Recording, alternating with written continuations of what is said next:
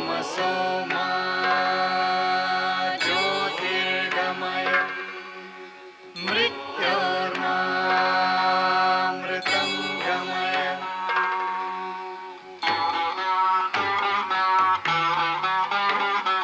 सर्वेऽपि सुखिनः सन्तु सर्वे सन्तु निरामयाः सर्वे भद्राणि पश्यन्तु मा कश्चित् दुःखभाग् भवेत्। द्यौः शान्तिः शान्तिः अन्तरिक्ष शान्तिः शान्तिः पृथिवी शान्तिः शान्तिः आपः शान्तिः शान्तिः ओषधयः शान्तिः शान्तिः वनस्पतयः शान्तिः शान्तिः विश्वे देवाः शान्तिः कामः शान्तिः शान्तिः क्रोधः शान्तिः शान्तिः ब्रह्म शान्तिः शान्तिः सर्वशान्तिः शान्तिः शान्तिरेव शान्तिः शान्तिः साम शान्तिरेधि। यतो यत समीहसे ततो नो अभयं कुरु शन्नः कुरु प्रजाभ्यो भयं न पशुभ्यः। सुशान्तिर्भवतु सुशान्तिर्भवतु सुशान्तिर्भवतु।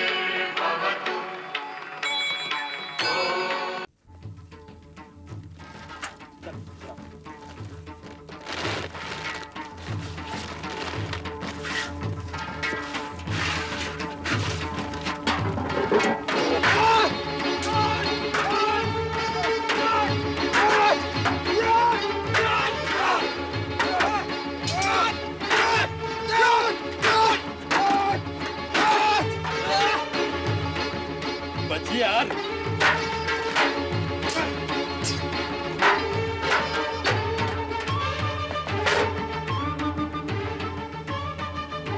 चारोल उर्मिल दीक्षित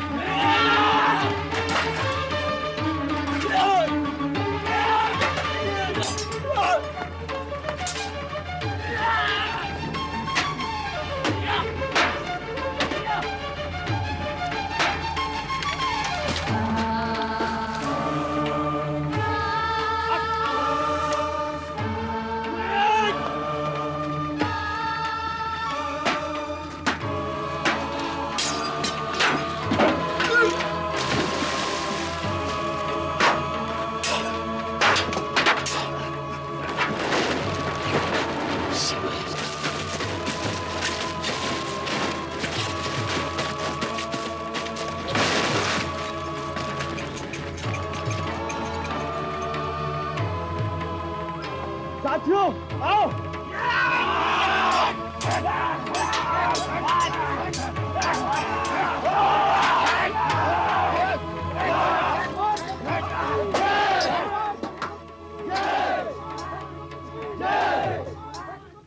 माँ भारती की जय, माँ भारती की जय, माँ भारती की जय। चलो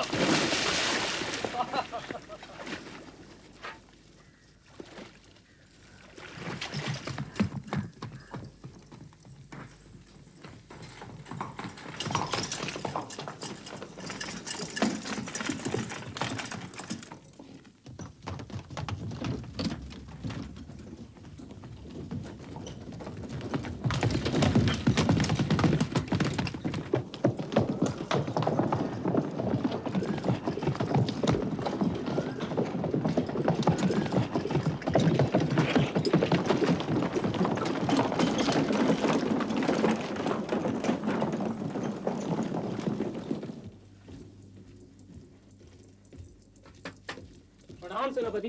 जाओ अश्वाध्यक्ष को मेरे कार्यालय में उपस्थित होने की आज्ञा दो। विष्णु, अजय, विष्णु! अजय! विष्णु कहाँ? वो कभी किसी को बताकर जाता है। अजय, मैं निश्चय कर रहा था कि यह शुभवार्ता मैं सिर्फ विष्णु को ही दूंगा, पर मैं अपने प्रसन्नता के आवेग को रोक नहीं पा रहा हूं। अजय, पाटलिपुत्र में विद्यापीठ के निर्माण की घोषणा ज्ञान सभा के दिन भरी ज्ञान सभा में होगी। महामंत्री कुलपति होंगे, विष्णु का स्वप्न साकार होगा। अजय, पाटलिपुत्र में शीघ्र ही तक्षशिला के विद्यापीठ से स्पर्धा कर सके ऐसे विद्यापीठ की स्थापना होगी, और उस विद्यापीठ की नींव डालने वाला हमारा विष्णु होगा। अजय, हमारा विष्णु। और सुनो अजय, अजय मैं उस दिन त्यागपत्र दूंगा, महामंत्री त्यागपत्र देंगे, पूरा मंत्री परिषद त्यागपत्र देगा, और मैं उस विद्यापीठ का एक शिक्षक होऊंगा। विष्णु के साथ साथ मेरे पिता का स्वप्न भी पूरा होगा अजय, और मैं आर्य शक्तार का पुत्र श्रेयक मगध के उत्कर्ष का कारण होऊंगा। और एक तुम्हें गुप्त वार्ता बताता हूं अजय, यह वार्ता गुप्त ही रहनी चाहिए। महामंत्री वरुचि चाहते हैं कि विष्णु के ज्ञान से मगध लाभान्वित हो और हमारा विष्णु मगध के मंत्री परिषद में सम्मिलित हो। इसलिए महामंत्री अपने विष्णु को ज्ञान सभा में स्पर्धा के लिए प्रोत्साहित करेंगे, और यदि विष्णु ने विरोध किया तो वे उसे विवश करेंगे। हमारा विष्णु मंत्रिमंडल में होगा अजय, और विष्णु की स्पर्धा सिर्फ अमात्य राक्षस से है। यदि विष्णु ने पूरे मनोयोग से प्रयास किया तो हमारा विष्णु महामंत्री होगा अजय, हमारा विष्णु मगध का महामंत्री होगा। है ना यह शुभ वार्ता अजय? क्या वास्तव में ऐसा होगा श्रीयक? ऐसा होना चाहिए अजय, मेरा मन कहता है ऐसा ही होगा। ऐसा हुआ तो पिता घर आएंगे, वर्षों पश्चात पिता को सुख मिलेगा। तुम्हारी वर्षों की प्रतीक्षा, वर्षों की तपस्या सार्थक होगी। महामंत्री वरुचि का स्वप्न सार्थक होगा, स्थूल का वैराग्य सार्थक होगा। सार्थक होंगे वे स्वप्न जिनके गर्भ में मगध का उत्कर्ष निहित है। ऐसा होना चाहिए अजय, ऐसा होना चाहिए। मैंने कहा था ना, अमात्य राक्षस एक दिन पूरे मंत्रिमंडल को त्यागपत्र देने के लिए विवश कर देंगे। आज उन्होंने वो कार्य कर दिखाया। महामंत्री द्वारा त्यागपत्र का प्रस्ताव रखवाया, फिर स्वयं उसका समर्थन कर दिया। और तो और महामंत्री ने मंत्रिमंडल के विसर्जन की घोषणा की तिथि भी निश्चित कर दी है। ज्ञान सभा वाले दिवस मंत्रिमंडल विसर्जित कर दिया जाएगा, और सम्राट ने इसकी मौन सम्मति भी दे दी है। सम्राट अमात्य का त्याग नहीं कर सकते हैं, और अमात्य हमारा त्याग किए बिना रहेंगे नहीं। पुरुषदत्त, यदि शीघ्र ही कुछ नहीं किया गया तो तुम्हारी और मेरी आत्महत्या निश्चित है। ना, ये कैसे हो सकता है सेनापति? आपने आज तक इस राज्य की रक्षा की है, उस नाते मगध पर आपका सबसे पहले अधिकार है।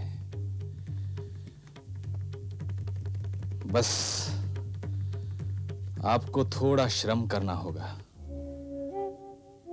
कुमार सुतनु विद्रोह के लिए उत्सुक तो हैं ही, आप कुमार सुतनु का उपयोग कर लीजिए।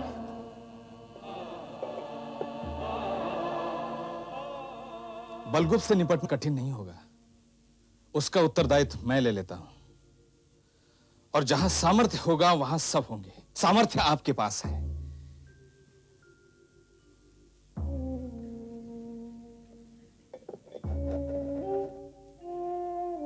और भविष्य में सुतनु से मुक्ति पाना कठिन नहीं होगा। अवसर आपकी प्रतीक्षा कर रहा है। आप आगे तो बढ़िए, भूलिए मत। विजयी हुए तो राज्य मिलेगा, और पराजित हुए तो वीरगति। मैं अपना जीवन इस द्यूत में दांव पर लगाने को तैयार हूं। कौड़ियां आप फेंकिए। यदि विजयी हुए तो तुम्हारा स्वार्थ?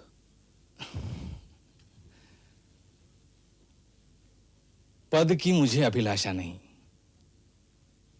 और आपकी कृपा रही तो सब सुलभ हो जाएगा।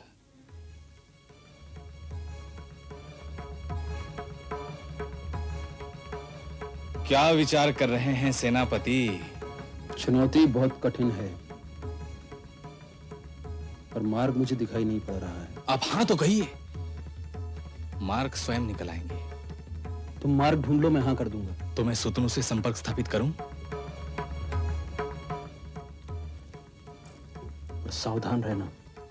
तो अब मुझे आज्ञा दीजिए। मार्ग मेरी प्रतीक्षा कर रहे होंगे।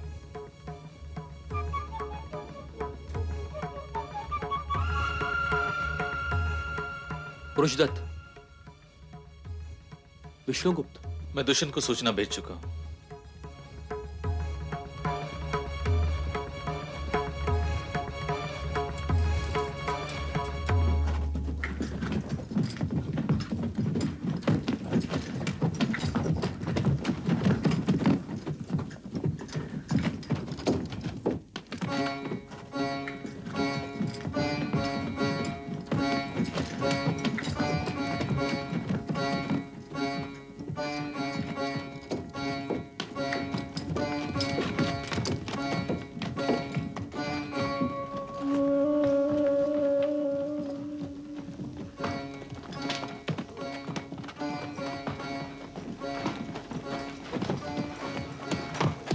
मैं आपके पास आने ही वाला था अश्वाध्यक्ष। मैं जानता हूं कि मेरी ओर से विलंब हो रहा है, पर प्रतीक्षा करने के अतिरिक्त मेरे पास कोई मार्ग भी नहीं है। आप तो जानते ही हैं कि जैसे ही मुझे अश्वों की दूसरी खेप प्राप्त होगी, मैं उन्हें आप तक पहुंचाऊंगा ही। पर इस समय किसी तरह से स्थिति संभाल लीजिए, वरना मैं मारा जाऊंगा। आर्य, आप मेरे स्वामी अश्वाध्यक्ष। मैंने तुम्हें इसलिए नहीं बुलाया दुष्यंत। अरट का तुम्हारा श्रेष्ठी पाटलिपुत्र में ही है ना? हाँ अश्वाध्यक्ष। उससे तक्षशिला के आचार्य विष्णुगुप्त के संबंध में जानकारी उपलब्ध करो। इसमें विलंब नहीं होना चाहिए। जाओ। आचार्य विष्णुगुप्त?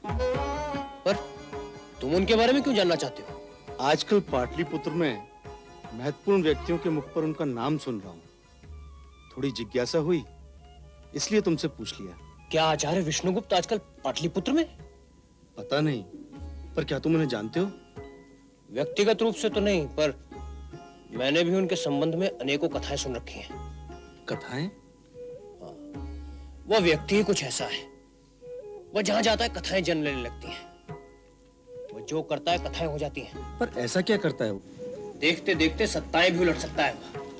अब सोचो, कहां यवनों का सामर्थ्य और कहां वह। पर देखते ही देखते उसने वाहिक प्रदेश में यवनों की सत्ता को उखाड़ फेंका। वे समस्त जनपद जो एक दिवस उसका साथ देने को तैयार नहीं थे, एक दिवस वे उसके एक आदेश पर मर मिटने को तैयार थे। जिन्होंने अपना गर्वोन्नत मस्तक कभी किसी के सामने नहीं झुकाया, वे उसके चरणों में झुक गए। सामर्थ्य भी था उसके पास और सरलता भी थी उसके पास। नियत था वो, पर डरते हैं उससे वीर योद्धा, सामर्थ्यवान साम्राज्य। निर्धन हुआ और वैभव उसके सामने सर झुकाता है।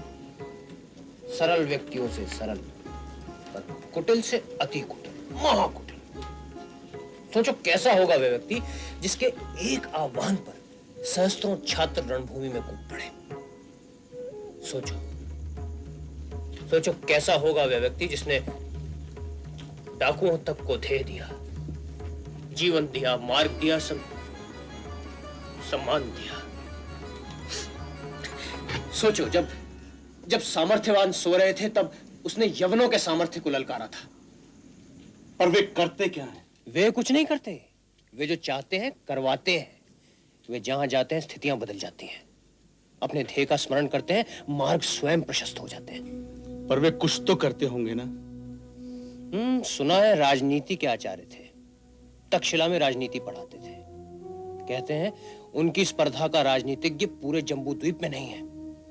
सुना था कि तक्षशिला में रहते हुए उन्होंने तक्षशिलाधीश के पुत्र को राजप्रसाद में जाकर राजनीति पढ़ाना अस्वीकार कर दिया था।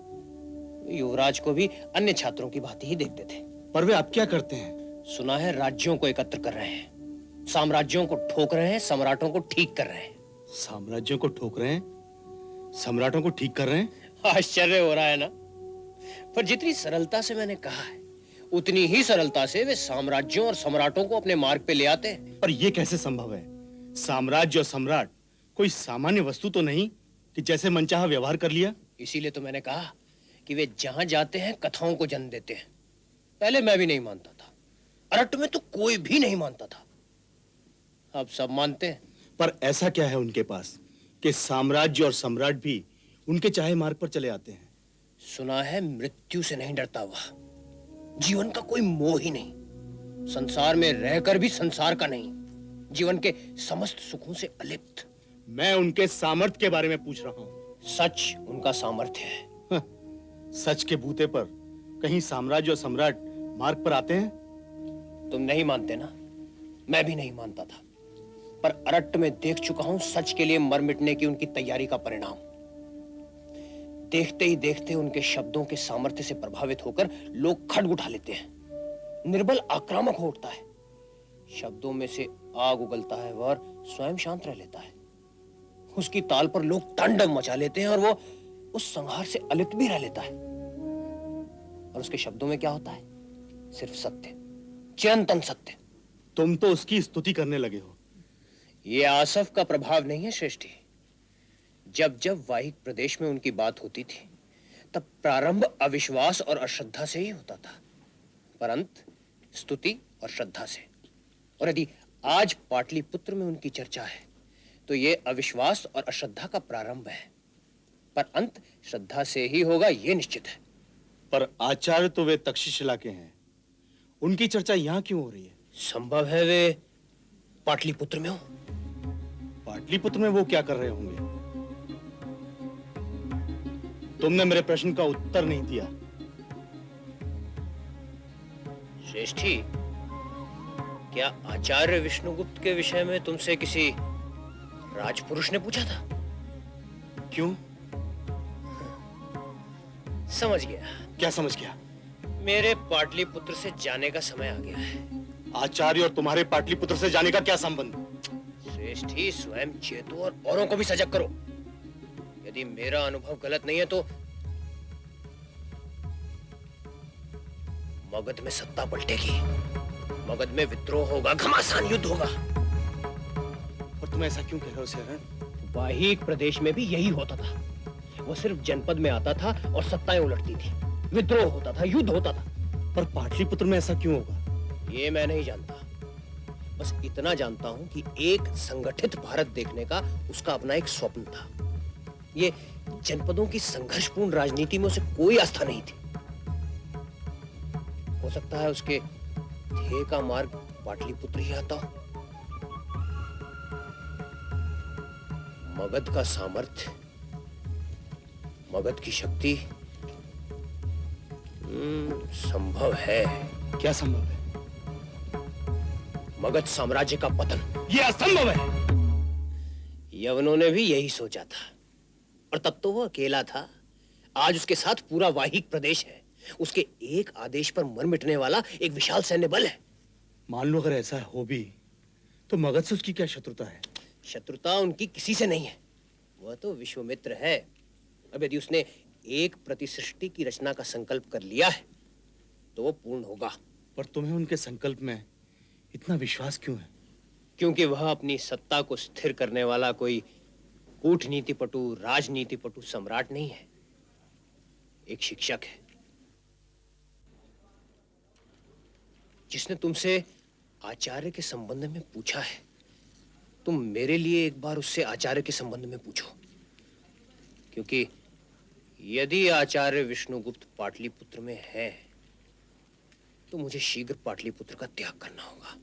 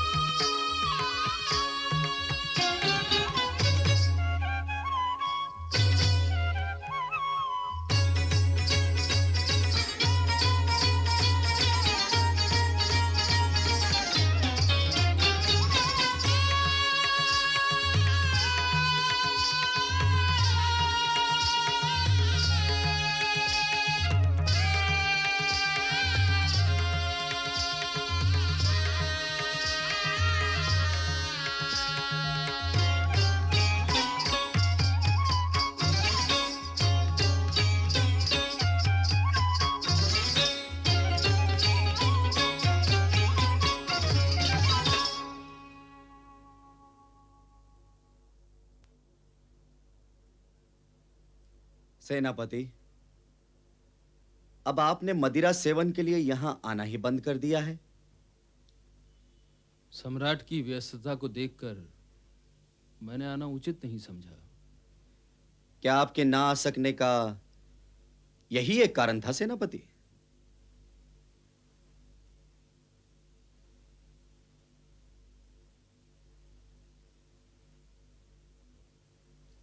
रेवती, मुझे कुछ समय के लिए एकांत चाहिए।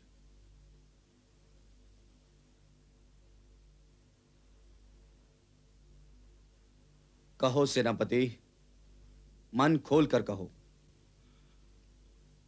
ऐसा कोई कारण नहीं है सम्राट। आपको मेरा अभाव प्रतीत नहीं हुआ, इसलिए मैं नहीं आया। मैं जानता हूं सेनापति, जो भी कुछ हो रहा है उससे तुम प्रसन्न नहीं हो। ऐसा नहीं है सम्राट।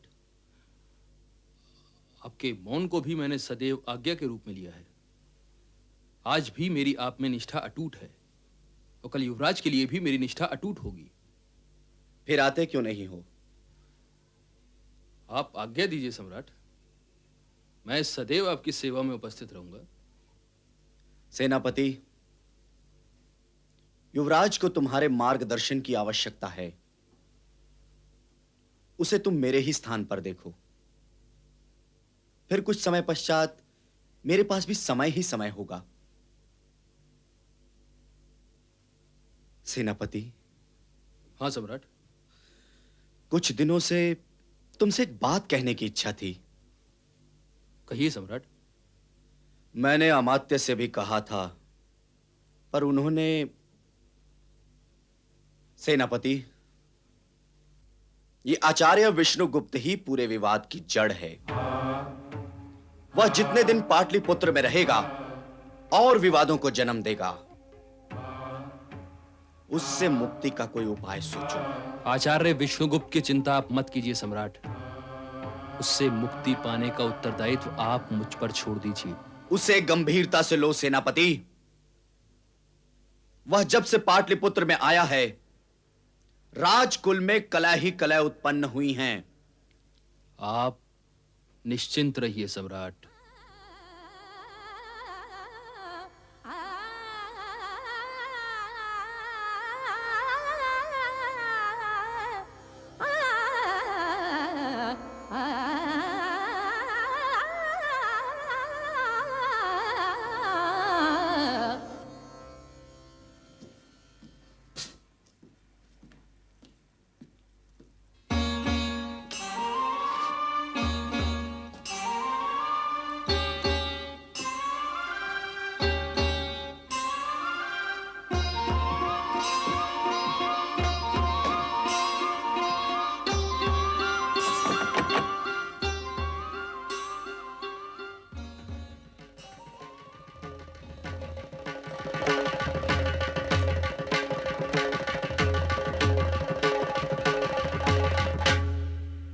असतो मा सद्गमय तमसो मा ज्योतिर्गमय मृत्योर्मामृतंगमय यदेवेह तदमुत्र यदमुत्र तदन्विह मृत्युः समृत्युमाप्नोति य इह नानेव पश्यति असतो मा सद्गमय तमसो मा ज्योतिर्गमय मृत्योर्मामृतंगमय यदेवेह तदमुत्र यदमुत्र तदन्विह मृत्युः समृत्युमाप्नोति य इह नानेव पश्यति।